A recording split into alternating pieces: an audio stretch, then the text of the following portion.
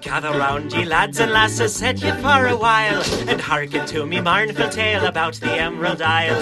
Let's all raise our glasses high to friends and family gone, and lift our voices in another Irish drinking song. Consumption took me mother and me father got the pox. Me brother drank the whiskey till he wound up in a box. Me other brother in the troubles met with his demise. Me sister has forever closed her smiling Irish eyes. Now everybody's died, so until our tears are dried, we'll drink and drink and drink and drink, and then we'll drink some more. We'll dance and sing and fight until the early morning light, then we'll throw everybody's died. Drink and drink and drink, and then we'll drink some more. We'll dance and sing and fight until the early morning light, then we'll throw up, pass out, wake up, and then go drinking once again.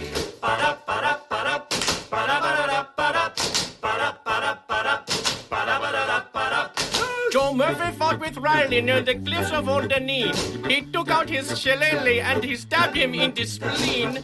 Where crazy Uncle Mike thought he was a leprechaun, but in fact he's just a leopard, and his arms and legs are gone.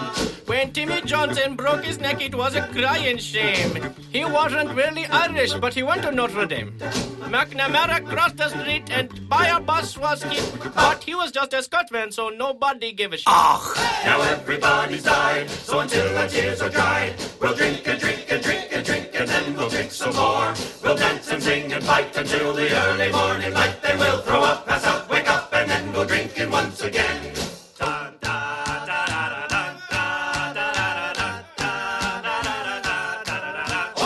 Drunken Uncle Brendan tried to drive home from the bar. The road rose up to meet him when he fell out of his car. Irony was what befell me great-grand-uncle Sam. He choked upon the very last potato in the land.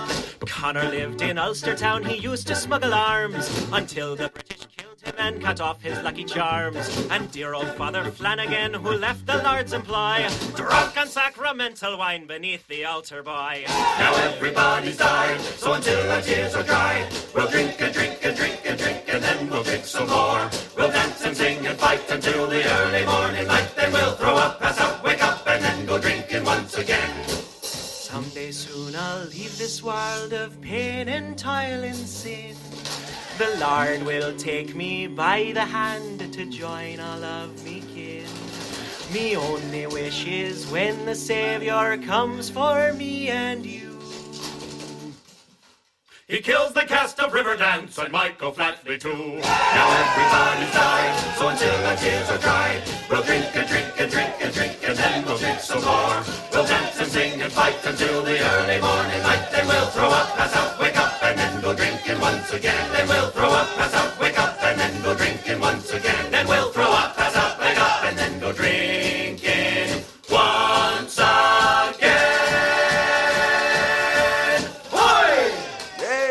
We on? We is on. We motherfucking on.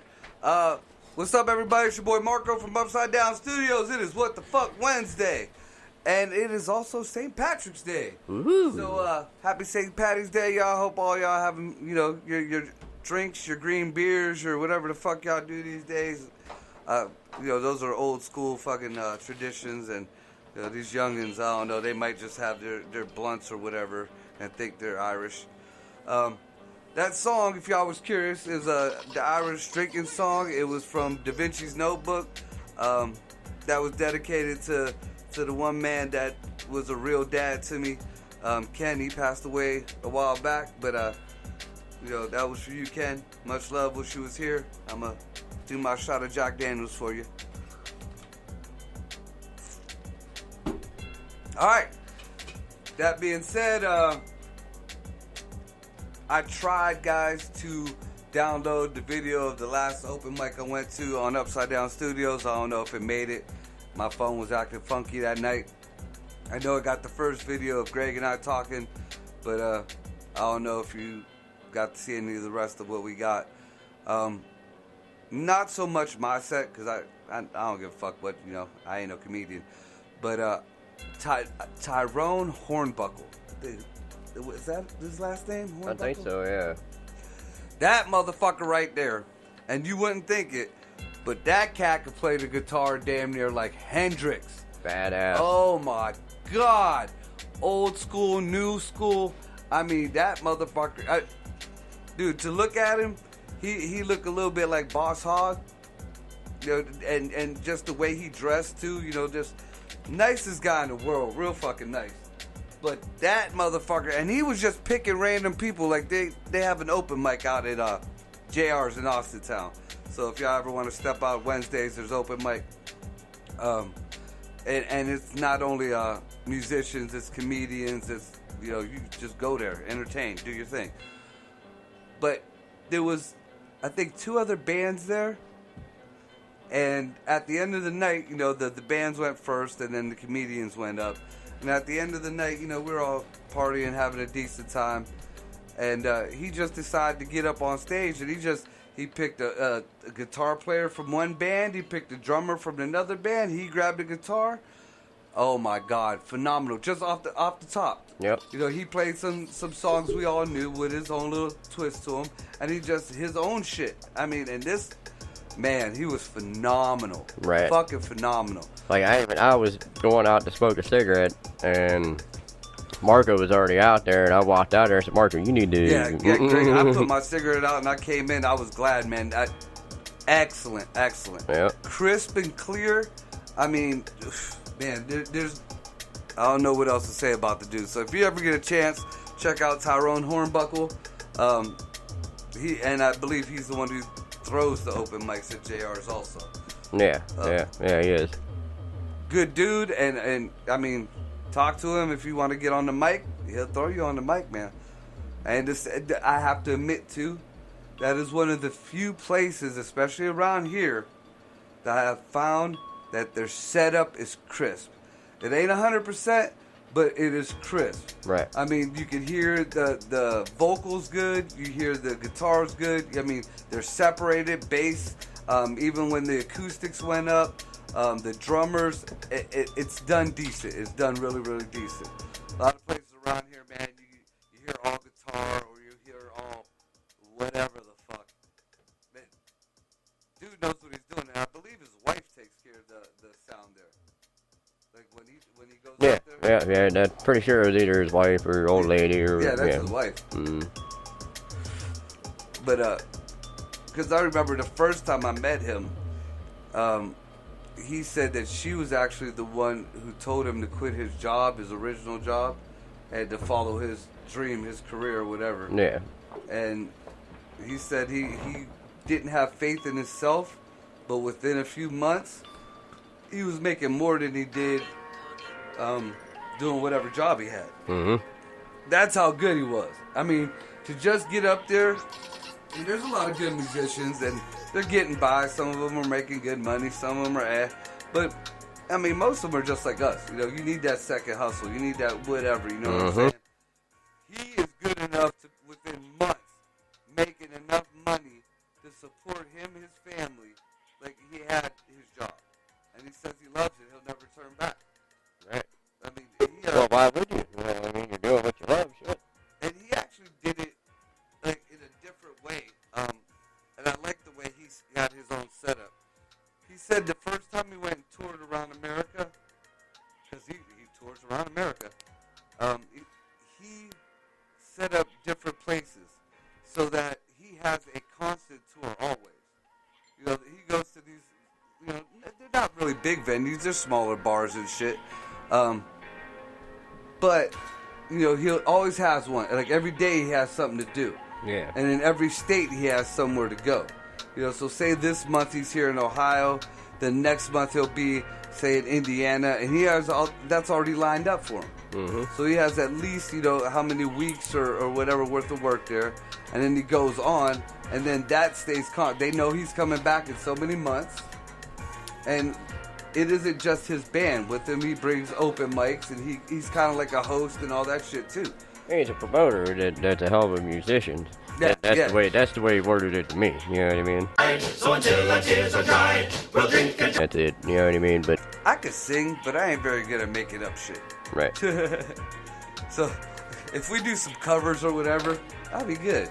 But even on some of that shit too, you know, just depends on the amount of intoxicants and which ones. Yeah, I've been told that I sing like shit, like regular, sober. Now, you get a fucking 6-pack of beer in me, maybe a blood or two. I'm fucking Kanye. Little bit crazy, but he got some jams. And I found out what really sucks is I can sing country really, really good. I don't know how this country hating, rap listening to, metal listening to. Yeah, I don't know how I ended up with a country accent when I'm drunk, but I could sing some country like a motherfucker. Terrible. Mm-hmm. But fuck that one. What was it, Rocks Fest we went to? We was jamming for quite some time on the fucking the drums. Don't you remember? It was like 3-4 in the morning. We were fucked up, and you took over somebody's drum Oh, that's set. when we were up front. That was Roxanne's drum set. Yeah, somebody was playing the guitar with you, and we were just. I think that was Chris, the dude that always had the big mohawk. He didn't have the mohawk that year, but he was the one that had the real fucking high. More like a roadie type deal. Christopher or something. I think I know what you're talking about. Yeah. But yeah, I was pretty sure it was him because he's a hell of a guitar player too, and bass player, I think. Yeah. Hell yeah. There's been a couple times after Scholars Bane show that I've jumped up on the drums. But I always try to keep it when, it's like more of a private deal, I always wanted to learn how to play guitar. Like, I even bought, a couple electric guitars for myself. I bought all my kids' instruments too, which furniture. But I'm just not, even in the games, in like the Rock Band games and shit, I'm just not coordinated enough or whatever, or something that is supposed to sound a certain way, because I took music classes. I used to play, so-called play the saxophone here that week or whatever, it ain't, I don't remember the other shit I done said. Right. I mean, fuck. Now, if it was something that, like, pissed somebody off, or it was something that, you can't say that, or I bet you won't say that, then yeah, I'll remember that, because I'll fucking say that over and over again just out of spite. Mm-hmm. I mean, just like, and I'm going to put it out here because I know I got people who listen to me across the country or whatever, or like in other countries. Probably got more people listening to me in other countries than here. But this joke was actually something I thought up, like as I was doing a different show. It wasn't even supposed to be a joke, but then I got told that I can never say this online, let alone in front of people. So of course, I don't give a fuck. So here it goes. You ever notice that nobody that you've gone over, or even in your own home, none of y'all got a German-made oven? Oh yeah. Nobody. We got fucking Toshibas and Craftmade, and we got all kind of Sony even makes a motherfucking oven. But not a goddamn German oven. So I decided to see if even there are any German because Germany, I mean, they're supposed to be high end. Everything the Germans make anymore, watches, cars, whatever. That's all supposed to be high end. No farfing nookie in the kitchen. So I started looking it up, and there are a couple companies, and one of the companies that make an oven is $17,000. The other company's oven is $20,000. Now, this is kitchen oven. The oven just high end. So the irony of it all is the only people that could afford these fucking German ovens are the Jews. Now, the comedy people, the comedians, the so-called comedians, fucking had a fit. Oh my God. You would have thought they were all a fucking bunch of Karens. Jesus Christ. You can't say that. No, this. Oh yeah? Oh yeah? Fucking killed both times. I said it 3 times. One on the online comedy show,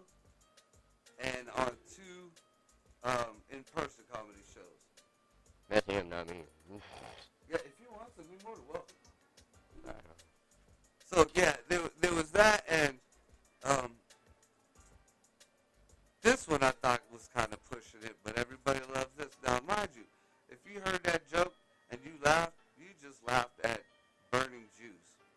Just letting you know. But it was funny though. Mm-hmm. Yeah, it doesn't. So, you remember the fucking Never.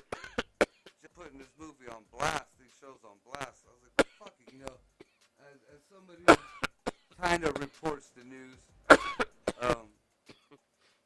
I got to see what it's about. I got people that we still have a handful of people who still know what the fuck comedy is, who still know what jokes are, who still knows that it was a bad situation all the way around.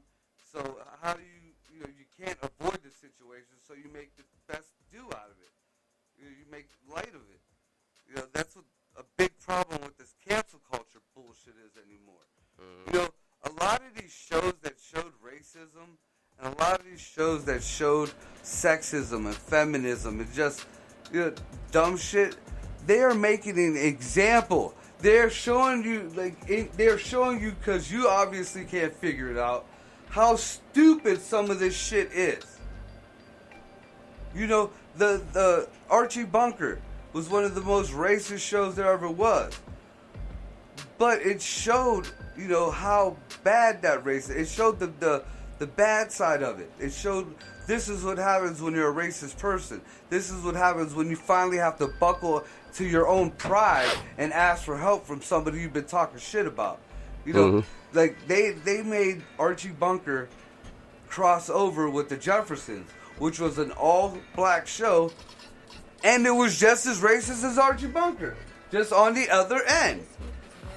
There was their made-for-TV racist words like colored people or jungle bunny or jigaboo, shit like that on the one show, but on the other show there was crackers, there was honky, there was whitey, there was all that. Mm-hmm. And it wasn't, it was kind of derogatory, but in the context that it was put there, it was showing how dumb these people were. And at the end of the day, it showed how they came together and ended up, helping each other out. The one might have called the other one a jigaboo, but when he got into trouble, that motherfucker was right there for him, right by his side, when nobody else would be. He might have called the other dude a cracker or a honky, but best believe he was right there by his side when he needed it. That's what it showed. It showed you could joke around to quit. If you keep making all this shit so serious and keep making all this shit so bad again, then you never learned anything. You're rewriting history. Or reliving history. That's all you're doing. How the Nazis burned books. The Nazis wouldn't let you say whatever you want to say. They monitored the media and controlled the media. They, let you or the rest of the world know what you were supposed to say or how to act. But yet, you call people who actually fight for true freedom Nazis. What the fuck? In a perfect... At least Israel makes sense in that whole logic. Another thing that doesn't make sense in that logic is his wife is foreign. That his wife isn't... they don't like intermixing of the races. And I believe his wife came from one of them countries that was kind of like Jewy back in the day. Mm-hmm. So that doesn't make sense to me either. So we got that.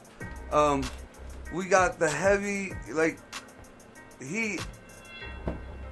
he actually did more for black folks than any president since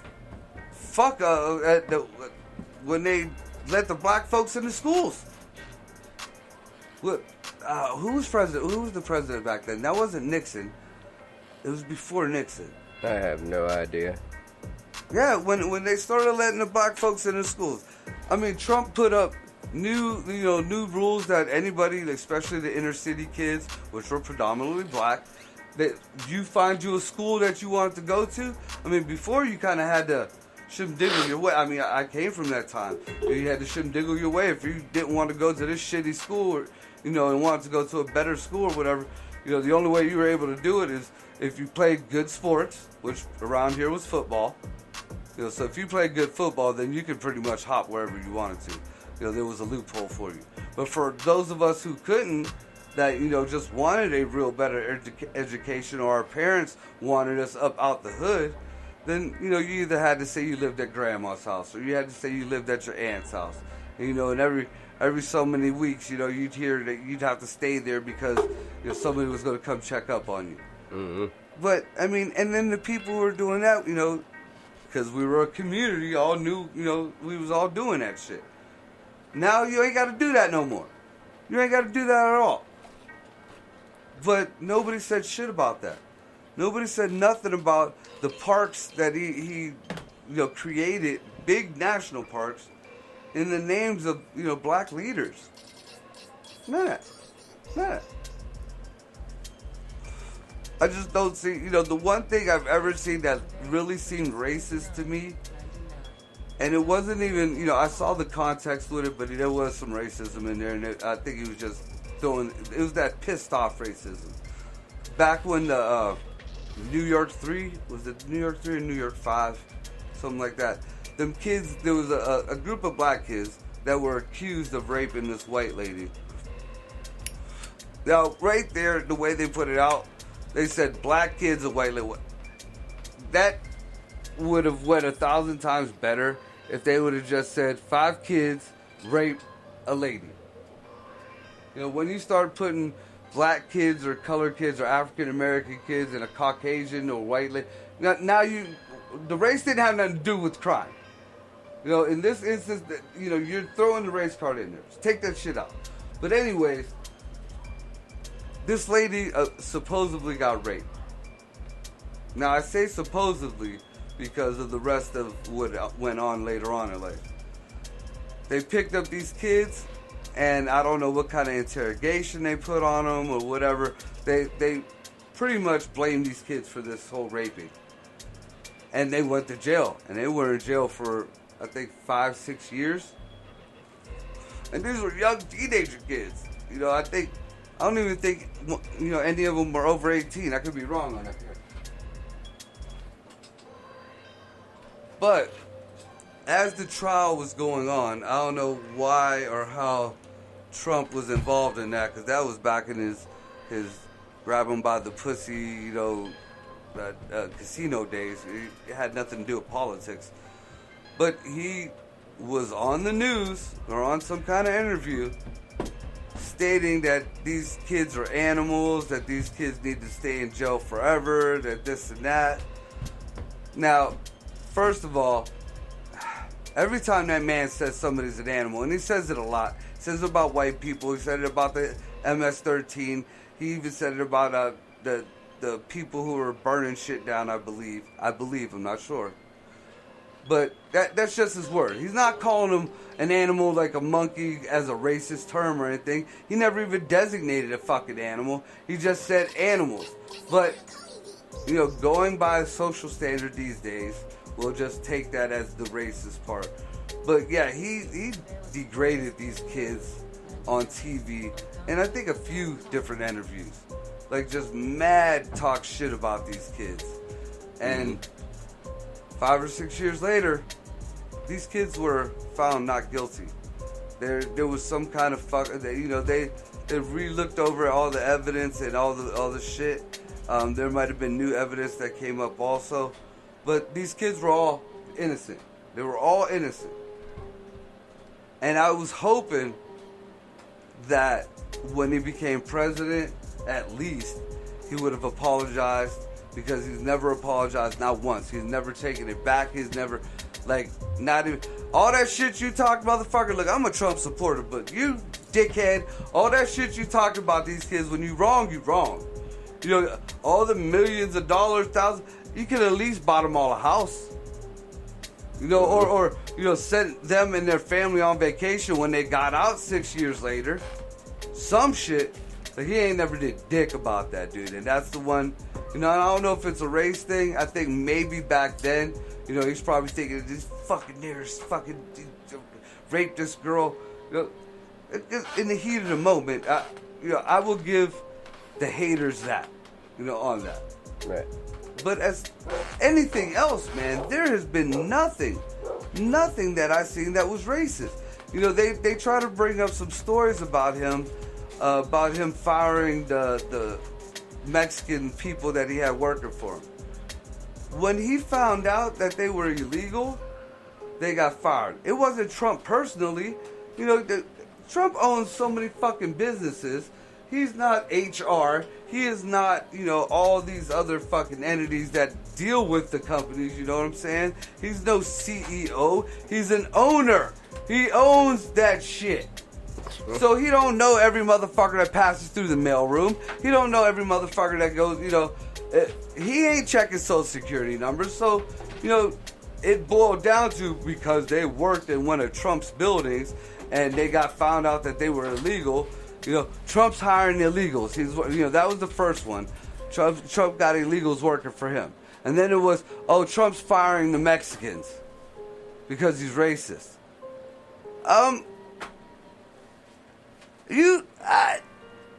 You just mixed in two different shits and came out with diarrhea. And you're feeding it to us like it's ice cream. What the fuck? And the bad thing is there is a portion of this population still who's sucking up that fucking ice cream. So we're gonna take a quick break. We got Big Sniz and Joyce in the house. We're gonna get them situated and we're gonna get this shit going again. About fucking 10-15 minutes.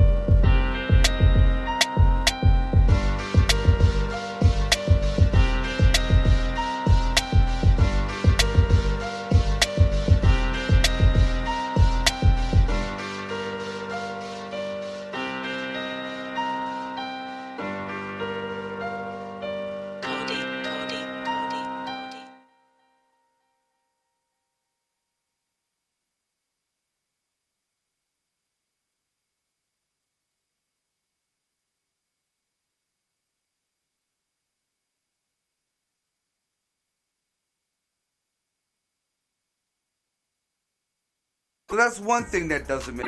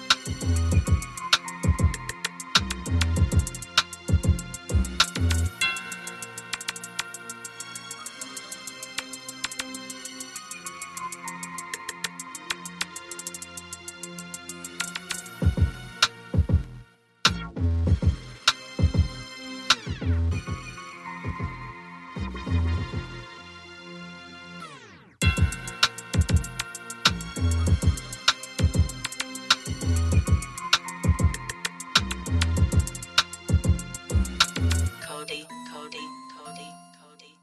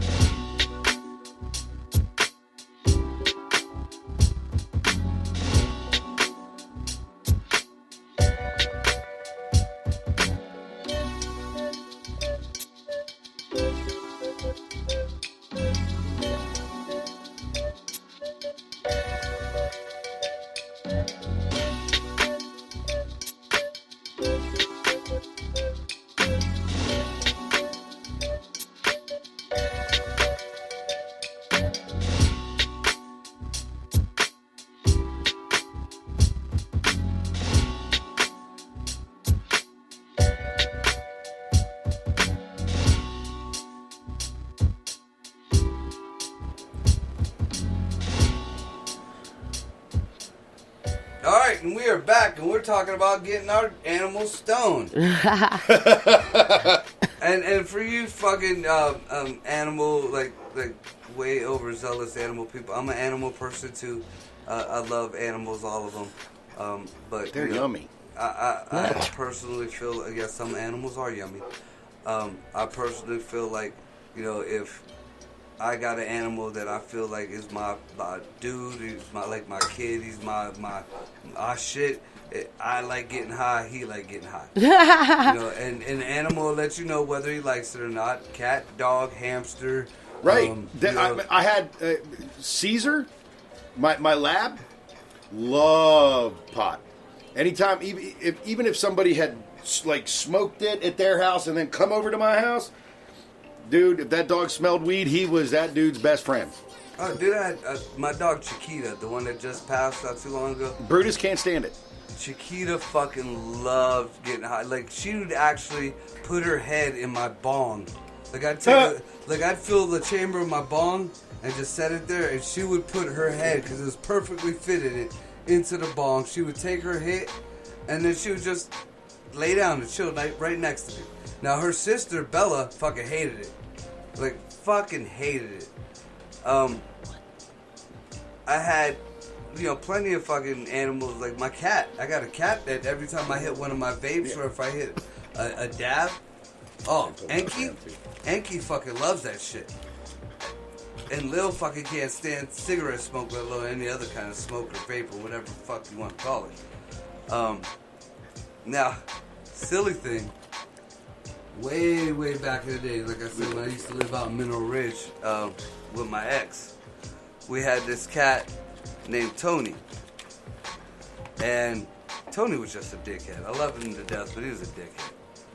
And he was one of them cats that would stick his tail up and over almost like an arm just to be nosy, to see what was on the table. And that's how you determine whether he was going to jump up and act like a fool and eat whatever's on the table. But it was just like he, I don't know if he thought, they don't know I'm doing this, I'm just waving my tail up in the air. So, the one time, that was back in my coke days, I had a big fucking, thing of dope cut up. And he decided he wanted to fucking rub his tail across. So I'm like, fuck it, let him do it. He wants to be an asshole, maybe this will be a lesson for him. So he rubbed his tail across, he brought his tail to his face, he jumps up on the table. This cat puts his fucking nose in the goddamn line like he was Tony Montana, like Scarface. Say hello to my... I mean, didn't go across or nothing. I ain't gonna make that shit up, but he just put his face straight down there and picked it up. It's not gonna take much for it to soak into that. Yeah. The outside of their nose, it'll soak through that. Dude, Tony went to the middle of the fucking living room. Well, no, I can't even say the middle of the living room. It was the middle of the... Like, our living room and dining room were connected. So the in-between, like that line between the living room and dining room, stood there like a fucking like somebody took him to the taxidermist. Just stood there. Like, I actually went up and I poked him in his head. Stood there. Just to make sure he wasn't standing there dead. Yeah. He was still alive. I mean, you wouldn't have believed he was alive. The fucker was alive. Never put his tail up on that fucking table again, I'll tell you that, though. You two guys go. Last one. And then, I guess one of the saddest moments I ever had was my dog Blanca. Like, Blanca used to get high with me all the time. She, basically them days where, you just had them down days and you just wanted to be alone, or you're sitting on the back porch and, Blanca used to always be with me. But right before I had to have her put down, because she caught cancer, I smoked a blunt with her. That was one of the saddest blunts I ever had. Oh my God. I cried so fucking bad. Oh my God. But yeah, at least I know damn well, I don't care. They try to say the euthanasia don't hurt or whatever, but I knew she wasn't going to feel nothing. I got that dog stoned like a motherfucker. Oh my God.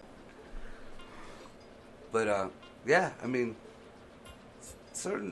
I've never seen a change in any of the animals except for Tony. Any of the animals fucking like, or well, I guess, and Macho because he ate a fucking pound of weed. But as far as like me blowing shotguns to my dogs or my cats, I've never really seen a change in anything. You know, like I see my boys when we get high, or we blow shotguns to us, so we start acting a fool, or some get quiet, or some kind of pass out in the corner. I used to get Smokey so fucking high, dude.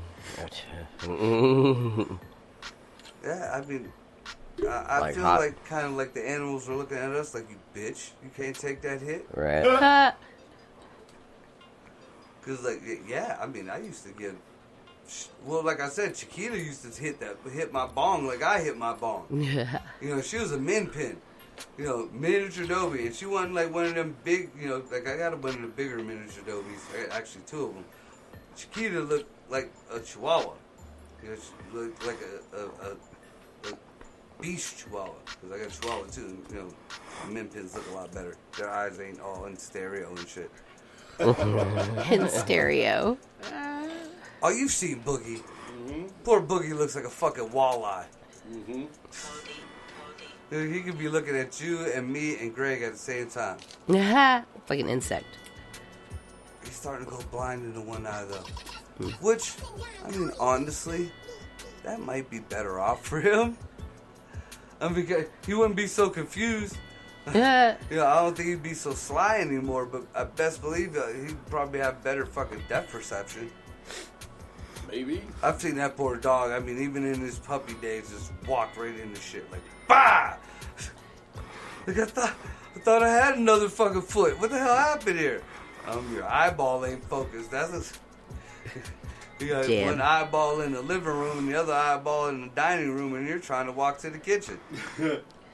I honestly cannot say that I've ever gotten a pet high. I don't think I have. I'm pretty sure Jared has had a collar and a leash on before, and I've watched you get high with Jared. So I'm sure that you've gotten your pet high. I've not had a collar and leash. Really? Pussy. Now, my collar's beast. I have had. Remember when we did on our honeymoon at that resort? We did the. We were part of that show. Oh yes, I was known as the anal girl for the rest of the fucking honeymoon. But there was a section where, like, there were like 4 or 5 couples. It was the Newlywed Game, only like an X-rated version, because right. We were at a resort for honeymoon, and there was one section where I don't remember what the whole gist of it was, but what we ended up coming up with to come out was we swapped clothes. And then her bra was put around my neck, and stretched out, and she was holding the other end. Like a leash. And I went out on all fours, and she walked me out. That's as close as I've come to a leash and collar. So yeah, like a project leash. Yeah. Ha! Walk the dog, hurry up before the inspection comes. Mom, I ain't got, just tie something up around that dog neck. I've never been in anything like that with a significant other. I've had to pretty much do wild shit like that on my own because of the modeling that I used to do. Trying to think, I guess the worst, where I felt the most uncomfortable thing I've ever worn out, and I was on stage. Now, mind you, let me give you some background on it. My choreographer looked like Bam Bam Bigelow, but he was gay as fuck, like gay, like uncomfortable gay. And he heard me and another one of the few straight guys that I modeled with talking about, how do I act gay? You know, we were in a gay pride festival. I was like, how do I mean, I could like fuck around and kind of make fun of gay people act gay, you know, but that's kind of ignorant. I don't know how to act gay. Well, yeah, yeah, he took offense to something I said because I'm sure I probably didn't say. Oh, imagine that.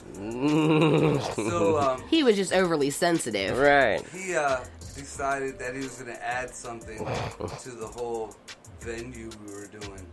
So me and the other straight guy and 2 other gay guys had to dress in Daisy Dukes, like Daisy Dukes, like they can't wear drawers in them Daisy. Look at them girls with the Daisy Dukes on. Imagine that, Marco with Daisy Dukes on. I see it on a regular. The yellow tape that little they crop put top. He cuts his t-shirts. No. There was no tops. You're like the little skater guy in Reno 911. Yeah, kind of like that. I had to have yellow caution tape around me and a hard hat, and we had to crawl down a stage, as sexy as we possibly can. And when we got to the end of the stage, pop up to "It's Raining Men," hallelujah, and then dance to that.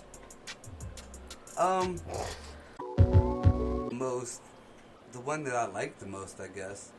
I was supposed to think of my own kind of way to walk down the stage one time, and they said, try to figure out what's the most offensive thing you could do, without like whipping your cock out or whatever. So, at the time, the only 2 people I could go on was this old dude from work. His name was Dave. He was an old Marine. So I was like, what's offensive to you? Well, anything that disrespects the flag. Oh, no. So I asked my mom, what's offensive to you? Anything that disrespects Jesus. So what I did was... I disrespected the Jesus flag. I had a barbed wired crown of thorns made, and I wore a dominatrix kind of half gimp mask and an American flag, and that was it. And I walked down to the end of the stage and open the flag. Well, I didn't open the flag totally, but I started... He was standing there like Buffalo Bill, all tucked and shit. I started kind of jacking off with the flag. Right. Fuck me. First I dangled over the stage like Jesus. Buffalo Bill! And then I dropped to my knees and started jacking off with the flag. And then walked away, kind of dragging the flag. Yeah, I got voted most offensive. But I don't think I was, because the girl who went after me, she came out, and this girl was gorgeous too. She had this fucking beautiful wedding dress on. And I don't even know how, because all these clothes were from boutiques we were modeling for. So I don't even know how they even let her do this. But she walked out and got to the end of the stage in this gorgeous wedding dress. And she held her stomach for a quick minute, and she had a fucking hanger up under the dress. Wow. And all you see, I don't know if she had to have some kind of blister thing or something under there, where you saw blood form in front of the dress, and she yanked this hanger out, and it was a bloody black baby doll. And she was swinging it around in the air, and she drug in her. Now, to me, that was fucked up. That was more fucked up than what I did. And then, we kind of had, a make-out scene on the side of one of the other runways, which was awesome, though. So, jack off Jesus and abortion girl.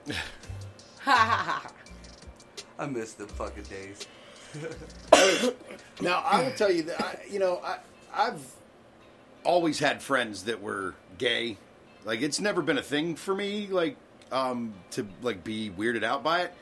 But I also don't have a problem being that's gay when something's okay? We were, me and 3 or 4 friends, and I don't even remember where we were. We were either at a show, or we weren't in a bar because it was Michael and Melvin, and so we weren't in a bar. We weren't drinking, but we were there, and we were hanging out, and this dude walks by in this ridiculous fucking outfit. It wasn't a gay bar or a gay event or anything. As far as I knew, the only 2 gay people in there were two of our group. Mm-hmm. And one of the other guys said, that's gay. this chick, not far from him, turned around and started reading him the riot act about how you cannot say that. It's offensive, blah, blah, blah, blah, blah. How would you like it if someone used your to be a derogatory comment? My buddy Michael looked right at her, and he goes, sweetheart, let me tell you something. I suck dick, and that's fucking gay. We lost it. That was one of the funniest responses I've had to people claiming that we're being offensive. Well, that's like the word retard. There are people that don't like it. Oh my God, my daughter has a goddamn fit about it. And honestly, it was a word that I tended not to say, and out of respect, I just didn't use it until I spent many years working with mentally disabled adults. I had one client that if he was going to get in trouble for something, if he was anything that came down to, he straight up he said, I play the retard card all the time. I'll start shaking and be like, well, what do you mean? I can't, I couldn't have done that. And I'm like, you some bitch. Several of my clients that, I love them to death. They were like my best friends. Said it all the time. And so I was like, fuck that. It was like that one special, that one Carlos Mencia special. My moment of realization I'm was not Mexican. when I see a person with Down syndrome call somebody a retard. That was it. That's equal. That's equal opportunity. You are the same person I am. Retard is not a handicap. Retard is, don't be a fucking retard, you idiot. Right. Just like, fag has nothing to do with homosexual or taking a dick, whichever way you go on it. You know what? Don't be a fag. Don't be a fucking faggot. Yeah, faggot is a cigarette in the UK. But I mean, just, No, it was like that Mencia special where he was at a facility for handicapped kids. And he's doing all his retard jokes. And the one leans over and goes to the other one. He goes, he sounds just like you.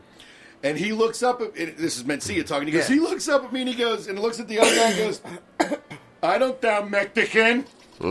He goes, they're busting on me. Fuck yeah. I mean, that's one thing I'm a firm believer in. The mentally disabled. The best retard jokes I've ever heard have come from retards. The best racist jokes have come from the people that the jokes are made about, whether it be Jews or blacks or Mexicans or whites or whatever. The best offensive jokes I've ever heard have come from the people that the joke is supposed to be about. Right. We need to get kind of back to that so people get a little tougher. I was talking about that earlier. Yeah, Greg. You remember Dante? Yeah. Dante. Not John Dante. Dante, the black dude that was gay and he had all the gay, or all the face piercings and all that shit. Years ago. Yeah. Okay. I know exactly what you're talking about. Back then, if you remember, I used to call everybody fag. Quit being a fag, and this is how I learned not to, okay? So, we would be sitting there, like, if I was talking to Marco and he said something gay, I'd be like, dude, quit being a fag. Dante would be sitting behind me. Now, Dante was like 6'2", pretty decent black guy, but he was 100% gay. And then he'd be behind me and be like, no, keep going. So, so then, like, well, anybody but Marco would be sitting there, and this dude saying that, and you're like, wait a minute. You kind of start rethinking what you were talking about. So I had to, like, not do that in front of him anymore, because, like, everybody kept like, dude, your friend's, like, really, really, like, on to me. I'm like, no, dude, he's just fucking with you, but... Yeah, so I had to learn to stop saying quit being a fag. I had a buddy of mine, he was black, and he used to tell people when they'd say, that he was black, he'd go, motherfucker, look at my skin. I'm brown. I ain't black. I got a family that's black. I got family so black they're purple, but I'm brown. They Motorola black. I tend to, and honestly, I the funniest moments are when I do it unwittingly, and it's a complete accident, and I'm really not realizing the magnitude of what's about to come out my mouth until it already happens. Oh no, Quite not, we all not, do not, that. Not Joyce. Not Apparently, We all do that. You We know, all do that. Joyce at all. So years ago, and we've all heard my background. I don't She likes to run over right people. only peaceful protesters. But the I got something to add to that. I didn't have, I didn't grow up around a lot of black people, and I was pretty oblivious to most other issues in the world except for if they concerned me. So I was working at this Job Corps center, and the cook that was Oh God. that made meals for everybody, he was like the manager, the food manager. After the students or whatever would eat at the Job Corps Center, the staff would then go in and have lunch. And we came to be really good friends, and like we'd banter back and forth and joke and shit. And I don't know what he said, but he said something to me, and just not even thinking, I was like, I said something about he better knock it off, or I was gonna lend. Get treated like or whatever. No, and that's I guess I get. Go there, and it ain't because of some race thing. It's because you were acting niggerish. And then I thought about it, and I'm like, wait a minute. She's talking about me and my boy. Said, "What up, my nigga? What's up, my?" Because that was our thing. Whether you were black, white, Puerto Rican, that's my nigga right there. Right. That's my nigga Greg. That's my nigga Tawan. That's my nigga Jesse. She tried to flip that and say that I was being racist or whatever. And once I finally thought about it, because I told BG about it, I'm like, dude, she tried to say I was, I'm racist, or like this big fucking Klansman type deal. He was like, well, I she's wouldn't go talking that about far. when we're saying like Clayton nigga. Bigsby over here. Right. Yeah, I was like, What was or the- he said he was Dave like, maybe Chappelle. because we say nigga all the time. I'm like, this ignorant bitch got a black baby and she's gonna say something about me saying nigga? Well- I remember you when you were young and in your family, y'all was the racist motherfuckers. But yet she had the black baby, so I mean that's kind of the opposite of racist, I think. Marie Just gets saying. called racist too. She took one for the team. Yeah, well, She did, defending me. That was crazy shit. Still to this day. I mean, because she's not a Democrat at all. She isn't a Trump supporter, but I mean, she's more leaning conservative and shit. But yeah, she gets called racist all the time because she doesn't fall in with the bullshit. No, I can imagine she wouldn't. I mean, you have no clue how many times I've been called a white nationalist racist. I'm a white supremacist. I'm like, dude, look at my last name. Just look at my last name. There is no white person that has Ez or Ia in their last name. There's no Ez or Ia in any white person. Now there's half breeds. There's a lot of us half breeds. But yeah, there's none of that. None of that. And I mean, I adopted my daughter, and I don't even like to say that. She's just my daughter. But my daughter is black. My grandson is black. I mean, I got ginger fucking kids and grandkids. I got a diversity of kids, let alone grandkids. Marco is living in his own world.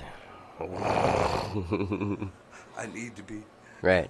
Or actually, But I you just are. want to I leave mean, these you- kids on their own world, and I'll go visit yours. I will come chill at you guys' world. You Trust run me, for you my don't want world. to be in mine. Well, no, I can't say that. Mine's been doing pretty good. Pretty smooth. So, My world consists of all your worlds combined with then my shit on top. You right. alright, so let's go back to my original statement. Marco has his own little world because he got all that shit all up in a ball. About your big. Yeah, I've been high as fuck, and I've contemplated, like, I feel like what was it, Atlas? When Zeus punished him to make him carry the world on his shoulders for eternity. I was thinking of map, but alright. That book is awfully heavy. That's why we got the age of GPSs, people. Oh, I what? loved it. I tell you what, I was in You ever been to Kinsman? Yeah. Okay. I'm actually buying property out there. I'd never even heard of Kinsman, I got a and cousin I that lives delivered there yesterday. Was it yesterday? I think so.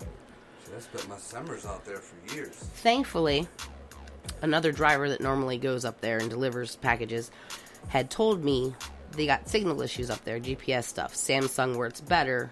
They gave me a Motorola for yesterday. And I'm glad that he gave me the heads up, because it would have frustrated me and pissed me off if it just happened. But I was expecting it. But seriously, I got to my first stop. I didn't have internet or GPS again till I got out of there 30 stops later. What GPS are you using on your phone? It's whatever the work phone, whatever. I don't know what they're... Man, go get... I'll go, because I'm sure I got someone laying around. Get you a Garmin or a TomTom. Right. Because you know what? Those fade out here and there too, but in combination with each other, you'll be all Right. good. Because normally, wherever your phone don't work, that's where the GPS works. And then, normally where, like the GPS rarely cuts out. But, if you don't keep that bitch updated, it will send you to a road that ain't there no more, or send you to a dead end that used to be an all the way through road. Oh, I have a few of those, and I'll take pictures and send them to him, to Jared usually, and be like, look at this shit. I was going to a swingers club one time, dude, and it sent me like a quarter mile down the road, and this whole road was black. No fucking... If you got the paper, you fucking lost. Right? Well, I think she already got a plan figured out there. Map, and you got a regular GPS, and you got the phone, you got no excuse to be... My ass will be up in that plane. Oh yeah, that's a nope. That's a nope from me. I don't even like climbing a ladder. I don't know what the fuck I was thinking. This is bad advice, but you can have instructors actually make you go, like if you sign a piece of paper. Yeah, your first time, no matter what. Yeah, you gotta jump. So you're strapped So to fucking either way, some you'll fucking go, dude. But I think that's bad advice, because I think somehow you would get turned around in the harness and be fucking this cat up the whole way down. So Be like, motherfucker, I said no. yeah, I dude feel all like knocked you'll be out, just strapped hanging so in a close, parachute. It would be like he was having a baby, and even if he would get a chub, you're taking it in the butt. What? In the butt? Me, if I'd ever have to do that, like leisurely, I'd have to do it like Jared said, naked, because I'm shitting myself. I ain't gonna be covered Well, you in definitely shit. don't want to be naked. You're Yeah, gonna be covered dude, in that I'd shit. rather have that shit fly away It'll from be all me. up the back so of when your I get head to the and ground, I shit. can be like, I did it! Yes! And nobody see that I shit myself. See, but then I was also thinking the 'Cause landing. It'll be all up the back, all up the head. This is my all- luck. Landings are rough even. Yeah, The landing, 35 miles I'd be an hour like- at the minimum. I'm gonna fuck my knee up or some shit, and they're already not that great. And then I'm out of work for how long? No, that's a bad idea. A bad idea. No. Or you'll get through the whole thing, get in the car to leave, and your fucking hand will get smashed in the door of the car or something. Right? Or you'll There's trip just and something. fall. Like, it'll be something stupid after everything got done. Yep. All right, so anyhow, motorcycle license. Yeah. Awesome. So I'm gonna get my motorcycle license. Sweet. And then Jared and I were talking about what bike I should get. So Sportster would be good for you. Same size I was talking. yeah, he said the Shadow. Shadows, the Rebel. No, Sportster. Rebels are a little small. Yeah, they are a Rebels little small. smaller than No, the they Dual. got got a Rebel 600 out now too. It's not only a 250 anymore. Somebody proved me wrong on that the other day. The Rebel to me was always a 250cc. Yeah, Not anymore. They got the 250 and then they got a 600 out now too. because the class that I took, they had Rebels and they had, I forget what other small bike they had out there. But they were, to me, they seemed like mini bikes. That's basically what they are. Yeah. So like, yeah, like the Rebels, nah. the Shadow, the Honda Shadow, Yeah. anything like a Vulcan. yeah, anything like a Or even if you want to Sportster. go a little bit more crotch rockety, like one of the Buells. Yeah. But basically, you want to stay about the 600cc and something not pretty, because I'll tell you the same thing I tell everybody that starts riding a bike: you're gonna drop it. It's gonna happen. It's gonna happen. It might not be your fault. Resilient too. It might not be your fault. It might be you left the kickstand half. Not, Right. you know what I mean, and The it falls. black shit in the road. That's Right. how I wiped out. You know the sealant. Yeah. Me pulling Nikki were riding. We were coming back from Jack's house, Mm-hmm. headed to the Central. Dude, right by Jackie's house, like not the turn to go on to Churchill, but that fucking split in the road on fucking Logan where you can go towards Monticello or down Logan. Mm-hmm. Right there, dude. Like I didn't even get to lean for a turn. I hit that fucking shit. It was a warm night. It was like ice, dude. I didn't even have time to react or whatever. Who the hell was it that dropped their bike? We left the Central, and somebody dropped their bike we were going like back towards your house, like the back way, and fucking we got to that next red light and they dropped their fucking bike. I don't remember who it was, but I know somebody did. Who was that? That wasn't Randy, was it? No, Randy dropped his like out in fucking Berlin or something. We were either that or Pine Batumi or something. I don't remember. Honestly, I don't know how. I mean, I've seen a lot more over the last, because weather broke or whatever. A lot more riders are out right now. And with the like, it's not gravel, but the shit they put down with the salt right now. That's why, listen. I would not want to be riding a bike right now, even if I were like veteran season. That shit's awful. I'm sure Greg could agree with me on this. If and when you get your license, or even when you're learning, and you come upon that, and you see other bikers around, you point at that shit. You let the other people know. But if you see any oil or all right. Like today, like I my bike is ready. I can go out there with the key, fire it up, and ready to go. Even legal plates and everything. But I thought about it today, and it's still too early for me. And it's because of what she's talking about, all the bullshit still on the fucking roads. Mm-hmm. Well, you know me, I used to love riding in the snow. My biggest issue, I'm not even going to lie, last year, when my buddy Neil and his wife got into their bike accident, and it wasn't even their fault. They were coming back from dinner with a few other people who were riding their bikes, and some lady just pulled out and fucking banged them. Neil right now has the mentality of maybe a 4-year-old, and he doesn't have any legs. Damn. His wife lost her, I think it's her right foot from the kneecap down. Well, no. Well, I don't. It's a little bit lower because when the dude picked up her boot, her foot was in the boot. So whatever boot height it is, like they couldn't do nothing with it. So I'm not even gonna lie. My bike was ready. Actually, 2 of my bikes were ready last year, and I bitched out. I mean, they were cautious riders. They weren't. They ride. I used to ride with them. And it was no speed thing. They were just just something like that, man. That fucks me up. Well, see, I know if I do something stupid or if I'm riding with you guys, I got control of that. But listen, when you don't have control of whoever else is out there. Listen, you gotta look at it this way. Basically, I same advice I give you, same advice I give you. One of the days that really fucked me up was the day me and you were going back out to Jackie's, and we were on the bikes, and I hit that fucking patch of gravel. Yes. Dude, oh my God. Dude, I was fucking around, but I was like 40 miles an hour tops, you know what I mean? And I went to go into this fucking bend, and as soon as I went into the bend, I was looking at the gravel, but it came way the fuck out because of what road wide. Well, I was going around the whole fucking bend. Well, I hit that fucking gravel, and the ass end of the bike just started this way. So I just cracked on it and brought it back up. That day, like, seriously scared the fuck out of me. And I think one of the main things, aside from his skill pulling him out of that, I mean, even though he has one of the fastest bikes, production made, the way it's made and the balance on that thing, as light as it is, it brought it back up. If you were on like my bike, my Harley, oh no, I'd have been able to. I'd have been fucked. I'd have been able to do it better on your bike than mine. Oh yeah, 100%. 100%. I'd have been able to do it better on yours. Kathy's bike. We were going out to North Jackson, and this is when I found out the rear rocker head was leaking on the fucking bike. I went the back way, and I come up right by the Austintown Plaza. You know what I mean? Right before you actually go into the plaza, that road right next to it. And they were doing construction and shit, and I come out, and I had her on the back of the bike, and I wanted to make the right turn, and I was getting on the outside lane. Went into the turn, and as soon as I went into the turn, the ass end of the bike come out. Dude, I grabbed that motherfucker and I yanked on it, and by the time I got it straightened back up, I was in the fucking turning lane, like all the way over. You know what I mean? In front of cars and every fucking thing. Got the bike pulled over here, the rear rocker head's leaking and hitting the swing arm and dripping right on the fucking tire.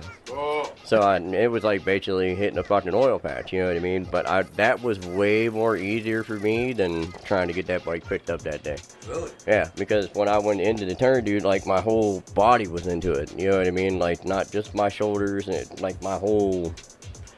And fucking when that motherfucker went, dude, I thought I was going down. And that's the first time, and I've ride wheelies and do all kinds of stupid shit, and 40 miles an hour scared the ever living shit out of myself.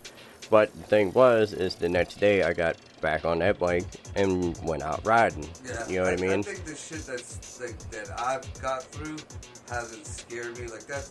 When I dropped my bike, man, I mean, I was more afraid of being fucking up the bike than yeah. Like, and that's why I thought moving your bike was better than, you know, being on the Harley. Well, my Buell, I've gotten out a lot of shit, you know. Yeah. It was some scary shit, but I was able to pull that bitch up, you know, The more you gun it and pull it out, you know. The more you can sit upright on the bike, the more you control it, the more leverage you have. With me being down low, I have good leverage, but I'm using my whole fucking body, not just my upper half, you know what I mean? Dude, the worst shit I ever got into. I used to have, I traded it for a car for my daughter. I had a Helix, which was like a Cadillac of motor scooters. I remember them. I think it was like a 400, 450, something like that. I mean, this fucking thing, I used to burn cars on the freeway on this thing. But you sat on it like almost like a Harley. You know, you sat upright, you had the handlebars like a scooter. that came down. And, dude, I was straight sober, just came from work. I was headed to BG's house.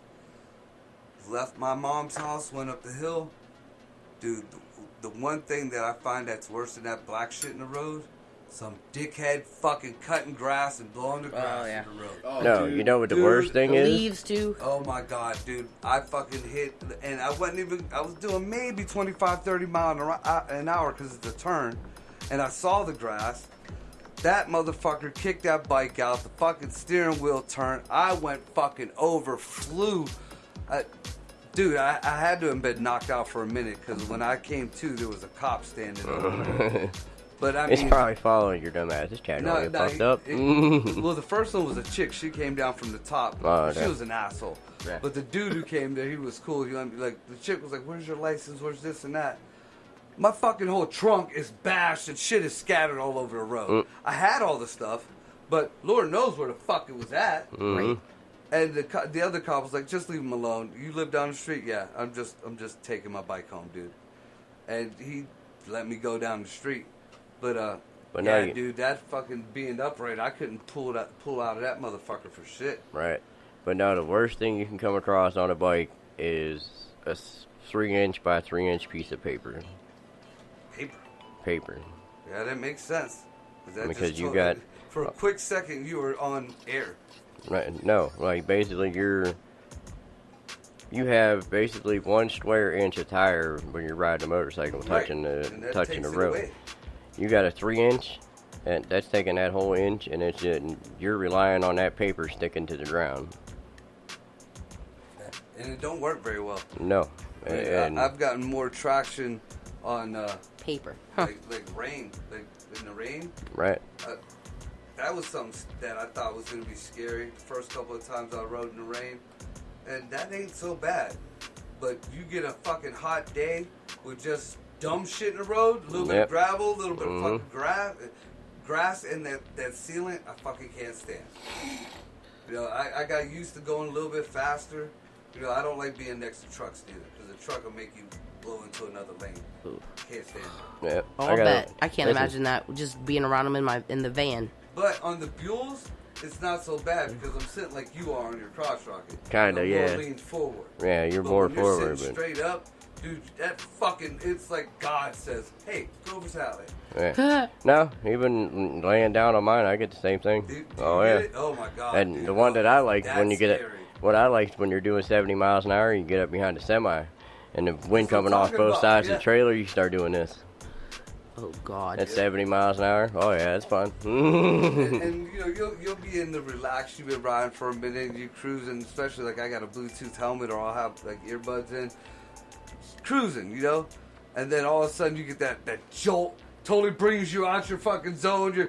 You're fucking white knuckling it. Yep. Yeah, I think it's time to fucking pull over for a minute. Right.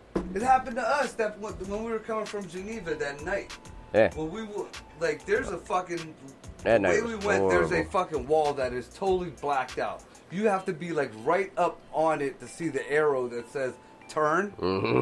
Right. And my headlight at the time was dim as fuck. Plus, I had an infected sticker on the front of it, so that kind of cut down the visual.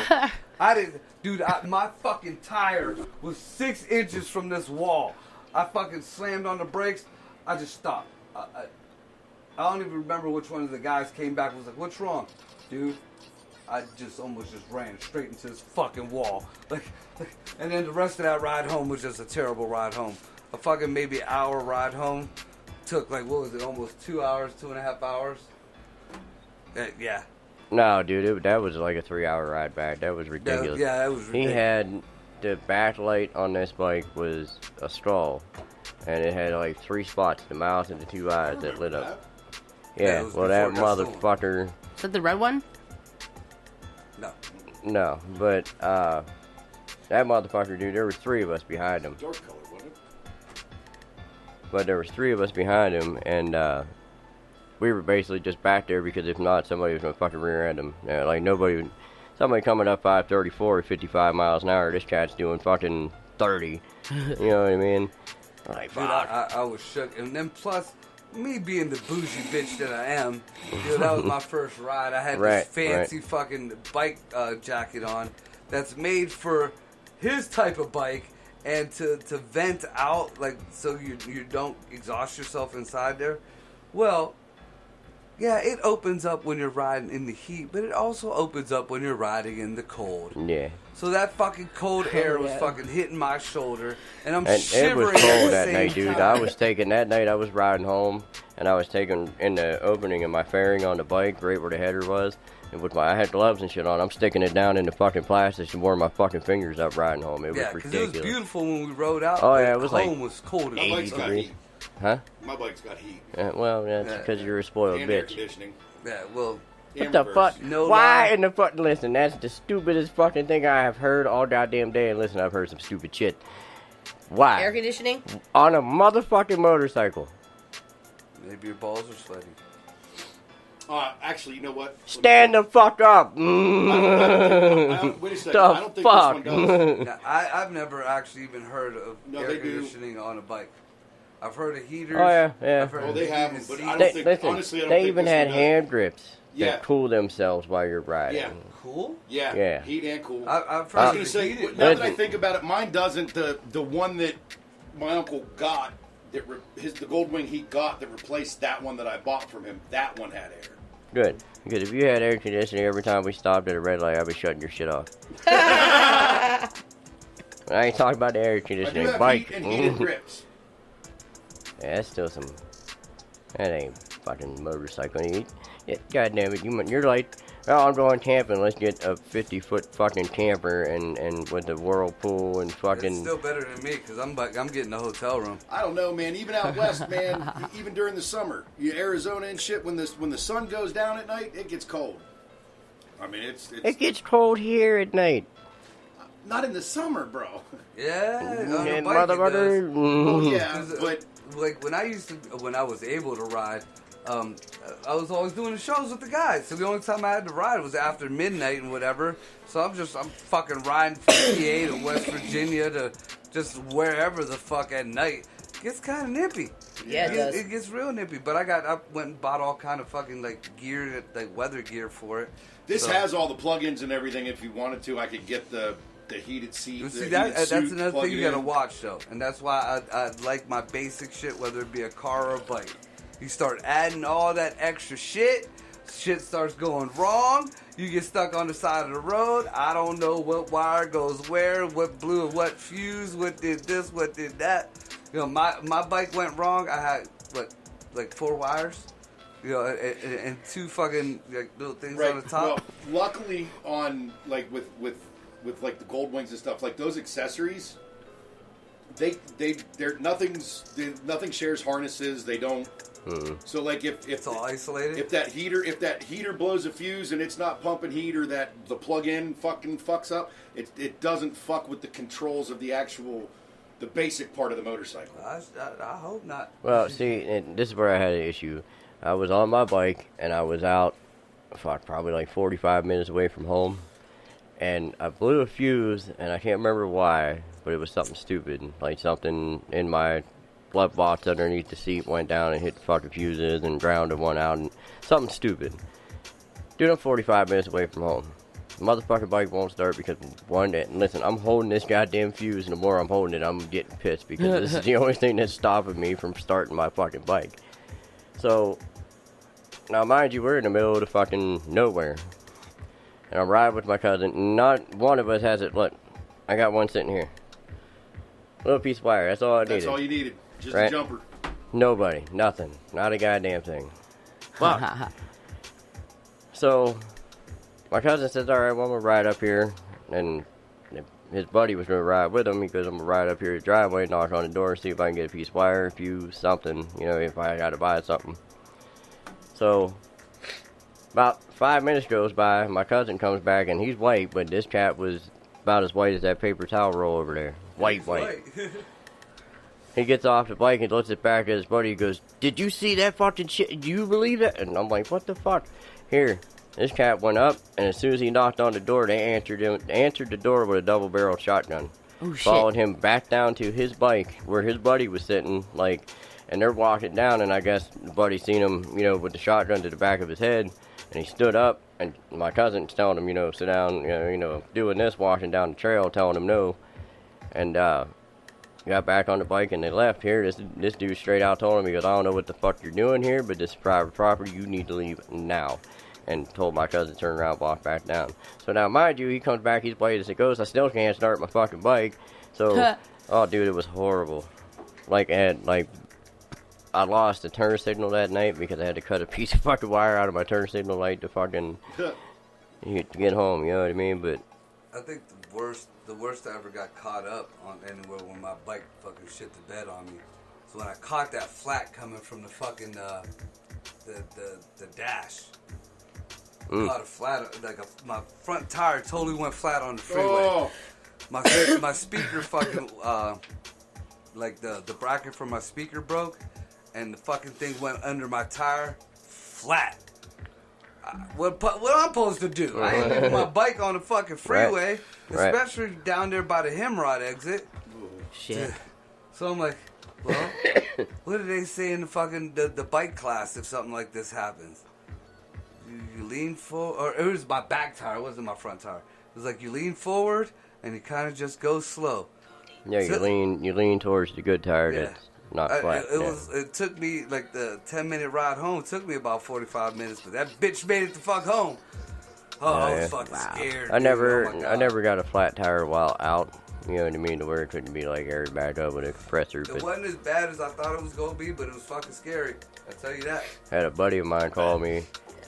He was coming back from Geneva, but he was coming back down whatever this is, 11 or whatever. Yeah. And got right to the point to where, you know, where you can either go one way to Youngstown or this way to Girard. You know what I mean? After 46 there where it wires off, and he got underneath that bridge there, and the fucking back tire on his bike went flat. And fucking damn near lost it, got it up underneath the bridge, calls me. There was me and like one of my buddies sitting here, so there's 3 dudes trying to pick up this fucking Harley and put it in the bed of my truck. To where he can get off the fucking freeway. But yeah, personally, I've never experienced a flat tire other than, like I said, going flat to where I could air it back up to go where I had to go. All right, you want to take another break? Yeah, we can do We're that. about to hit the midnight time, and we're going a half hour, 45 minutes longer, right? Because we Whatever you started off want to late. do. We got an hour. All right, yeah, let's go take a break, and we'll be back. Peace.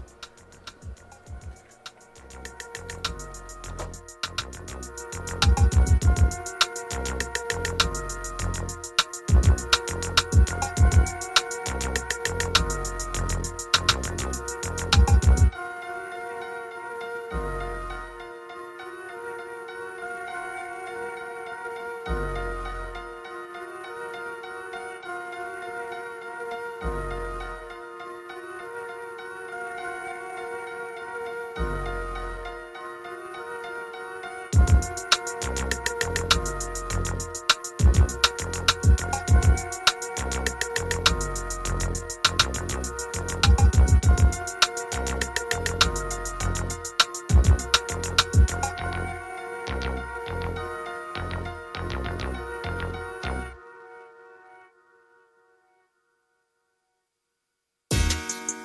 what up? It's your boy Don Cody, aka the Slap God, and I want to welcome you to the Slap Trap. You dig? At DonCody.com. Now, I'm gonna let this beat ride, but before I let it go, though, I gotta let y'all know on the ASAP side. I know some of the bigs sitting it down. You know what I'm saying? Want to get their rhyme on. So look, check it out. Have y'all people go to the website www.DonCody.com. Cause some of these beat tapes I be dropping, these beats be available for lease on the website. So you might want to tap in on the expedition side. And without further ado, welcome to the Slap Trap.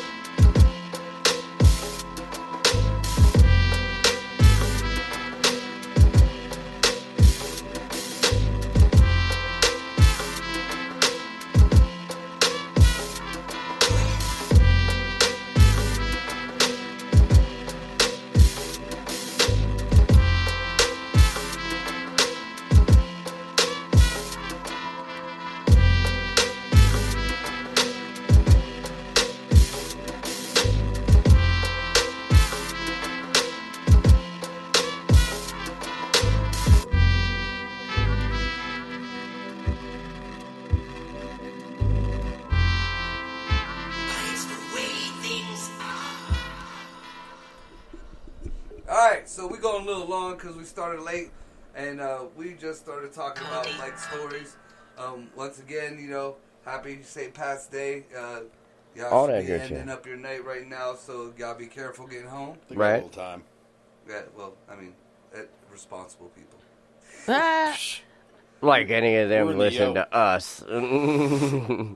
I wouldn't. I'd still be looking for a bar at 2 o'clock in the morning, 2, 3, 2. So 5, 6 o'clock in the morning. But anyways, so we're telling bike stories. I hate to do it, but I'm gonna have Greg tell the story again. But we got two sides to this story. It was one of the most scariest moments I've ever had. Oh, the one we was just talking Yeah. about? All right. Greg and I one day just decided we were gonna go riding towards the Eastwood Mall in Niles around here. Just fucking off. Look it up. You can Right. find it on the map. It's a nice, long, pretty much straight stretch of road. Decent little ride. So we're riding together. Greg's usually faster than me on his bike. Right. But we stay together, riding. Well, all of a sudden, we're side by side, and then Greg disappears. Well, I know from riding with Greg, he likes to go back a little bit and then shoot forward. No big deal. You gotta open it up, man. It was built for it. You have to do right. it. So I don't see Greg coming up next. You gotta to me. clean that exhaust out. Right. I don't No, see the the carburetors, bunch man. Carburetors. Like Come up, traffic come coming, and I still don't see Greg next to me. I don't hear his bike because his bike makes a distinct noise. You can hear it over my Harley. And it's loud. So I pull off to the side of the road. I still don't see Greg. I go down to the off ramp, hit the gas station. I call Greg. No Greg. Call his wife. No wife. I'm freaking the fuck out now because... Now, mind you, wife ain't with me. Yeah. I was just thinking maybe you had to stop or it was an Right. emergency or whatever. Right. I'm in a panic mode right now because it's two of us. We're on bikes. Anybody who rides bikes knows one of your guys disappeared. That's generally not good. Yeah, 90% of the time it's time to turn around, hurry up, Right. go back. So I go back and I don't see him at all.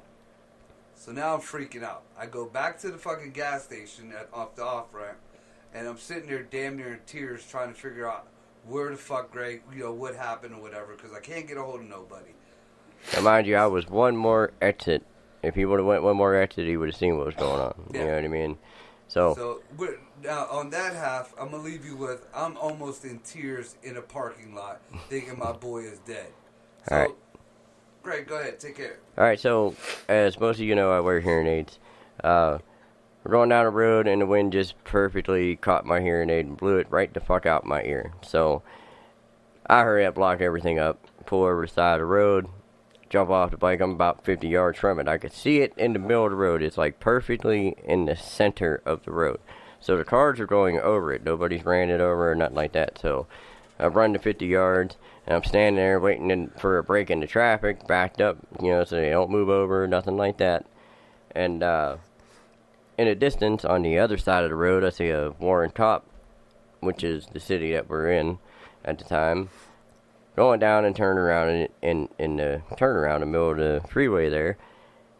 So at this time, I see there's a break in the cars. I'm getting ready to run out and grab my hearing aid, and it's first bucket step I take, and the cop's on his loudspeaker telling me, don't move, motherfucker.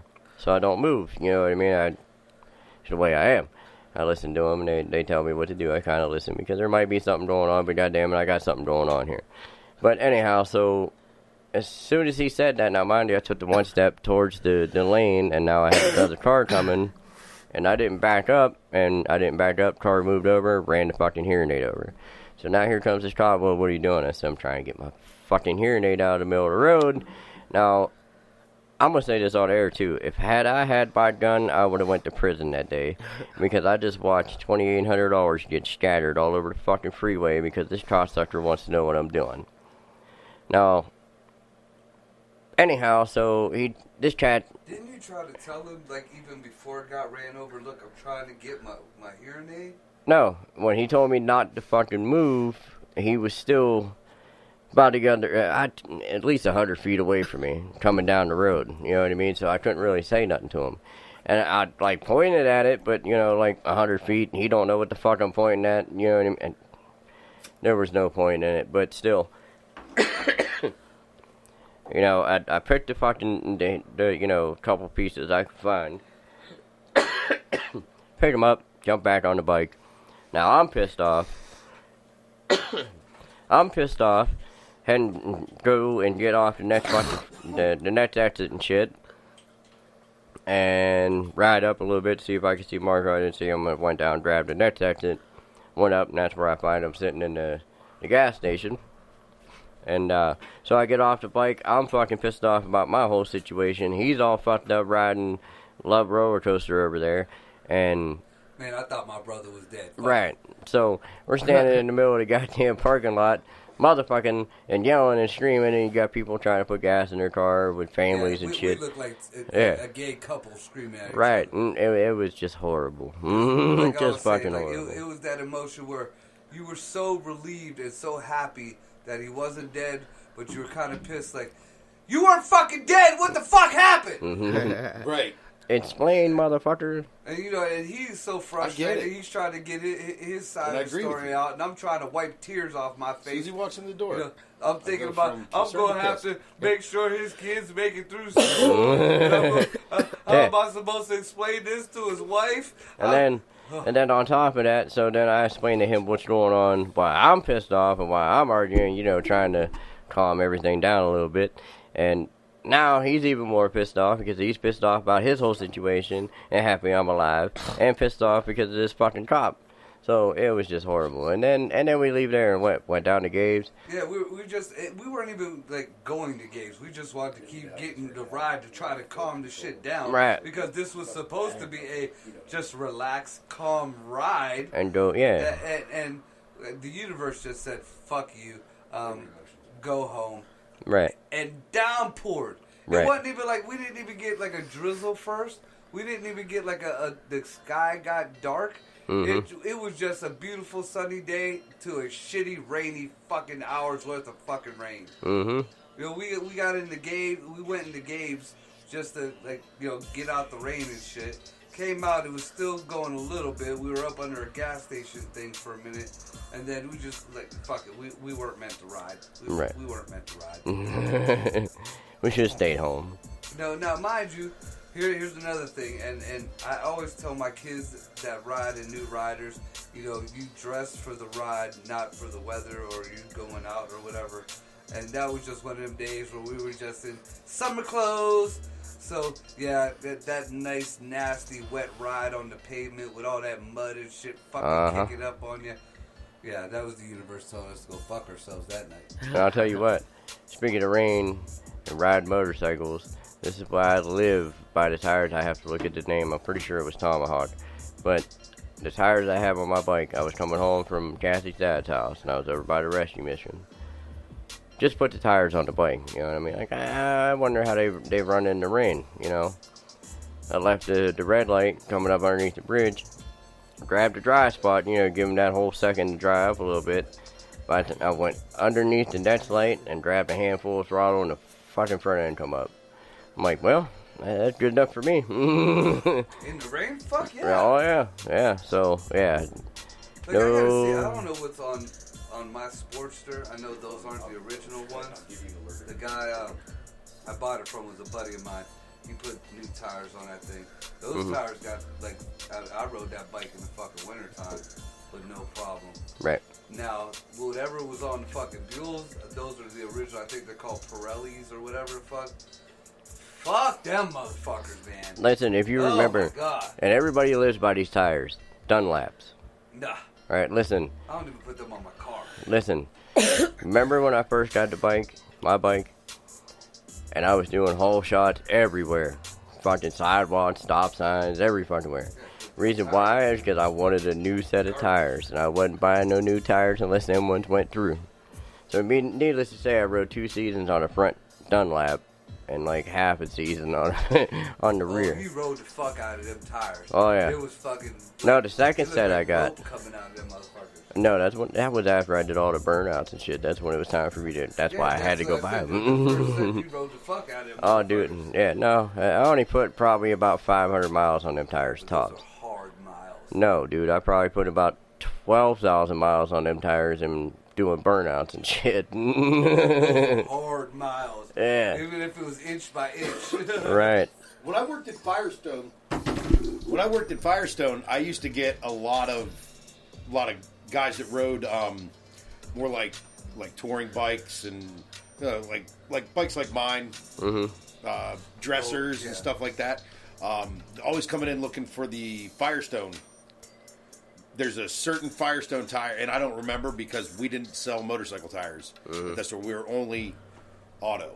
Right. So, yeah, but they used to come in all the time, and I'm like, I can't even order them, bro. We don't Right. have we don't carry. I'm pretty sure the tire machine even is different to change a motorcycle tire than a regular. Yeah, it is. So you guys wouldn't even. You're not even set up capable. No, but I used to get a lot of like bigger bikes. Obviously not. Well, that's a. They said it just miles. It just takes the miles. It lasts. Well, see, this is another thing I was thinking about too, but I can't do it on my bike. But you might be able to. Tom Franklin. Oh, with the fat car tire. With the regular car tire on it. He said there ain't much difference.